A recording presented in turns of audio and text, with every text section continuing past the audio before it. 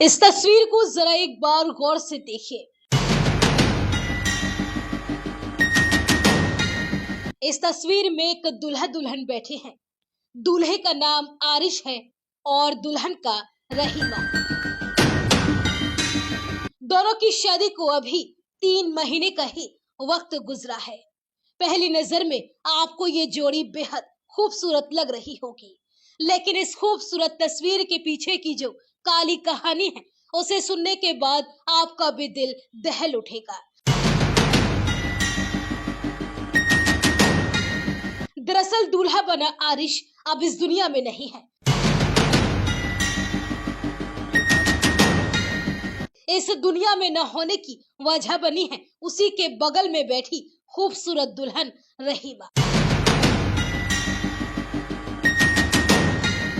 अब आप सोच रहे होंगे कि शादी के महज 3 महीने के भीतर आखिर ऐसा क्या हो गया जो दूल्हे आरिश की मौत की वजह बन गया। तो चलिए आपको ये पूरी कहानी बताते हैं। दरअसल ये मामला उत्तर प्रदेश के हापुड़ जिले के बहादुरगढ़ थाना क्षेत्र के गांव मोहम्मदपुर रुस्तमपुर का है। यहाँ रहने वाले 32 साल के आरिश अली का निकाह 25 अप्रैल 2025 को बिजनौर के सेवहरा की रहने वाली रहीमा के साथ बड़े ही धूमधाम से हुआ। आरिश अपने परिवार का इकलौता बेटा था, इसलिए आरिश की शादी के बाद जब नई नवेली दुल्हन घर में आई तो परिवार की खुशी का ठिकाना नहीं था। आरिश की माँ और बहन बेहद खुश थी। बहू के आने से घर में नई रौनक और चमक जो आ गई थी, लेकिन उन्हें मालूम नहीं था कि ये रौनक और चमक चंद ही दिनों की मेहमान है और ये चमक और रौनक मातम में तब्दील होने वाली है। शादी के चंद दिनों के बाद ही नई नवेली दुल्हन रहीमा का व्यवहार पूरी तरह से बदल गया। छोटी छोटी बातों को लेकर वो आरिश की माँ और बहन से झगड़ा करती और कहती कि मुझे यहाँ नहीं रहना, मेरी शादी जबरदस्ती कराई गई है। शादी के महज 18 दिन तक ही दुल्हन रहीमा अपने ससुराल में रही। नई दुल्हन के रवैये को देख आरिश के परिवार को लगा था कि नए घर और माहौल की वजह से दुल्हन को एडजस्ट करने में दिक्कत हो रही है और वो जल्द ही सबके साथ घुल मिल जाएगी, लेकिन उनकी ये भूल थी। और फिर 7 अगस्त की वो काली रात आई जब अचानक सब कुछ बदल गया। रोजाना की तरह ही आरिश खाना खाने के बाद बाहर घूमने के लिए गया और फिर अपने कमरे में सीधा चला गया और फिर गोली चलने की एक तेज आवाज सुनाई थी।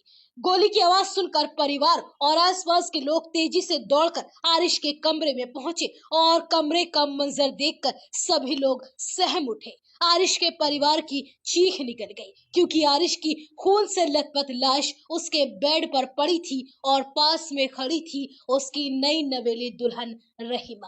परिवार ने जब दुल्हन रहीमा से गोली चलने की बात पूछी तो उसने कहा कि आरिश अपनी रिवॉल्वर साफ कर रहे थे तभी गोली चली, लेकिन आरिश के परिवार को दुल्हन की बातों पर जरा भी यकीन नहीं हुआ। आरिश को मेरठ के अस्पताल में आनन फानन में ले जाया गया, जहां डॉक्टर्स ने उसे मृत घोषित कर दिया।